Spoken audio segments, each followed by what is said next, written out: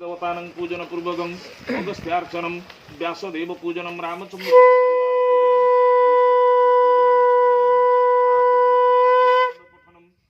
आद्यकांड पठन पूर्वकं नाना देवतां होम कर्मं संकल्पमहं करिष्ये। ओं जजाग्रतो दुरमुदेति देवं तदुसुप्तस्य तथैवेति दुर्गमं ज्योतिषां ज्योतिरेकं तन्मे मनः शिव संकल्पमस्तु अस्मिन् संकल्पितार्थ कर्मणि सिद्धिरस्तु सिद्ध संकल्पमस्तु।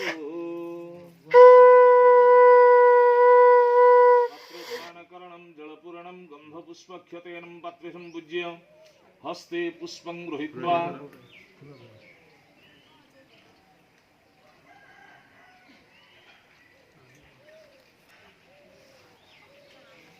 ओं नीलाम्बुजदलाभिराम नयनं नीलाम्बराङ्गलं कृतं गौराङ्गीं सर्ववर्षिणीं हरिहरं ब्रह्मादिभिः वन्दितं ध्यायेत् सर्वजनैः पसितार्थफलदं रामप्रियं जानकीं माता जानकी देवी सध्यानपुष्पं समर्पयामि।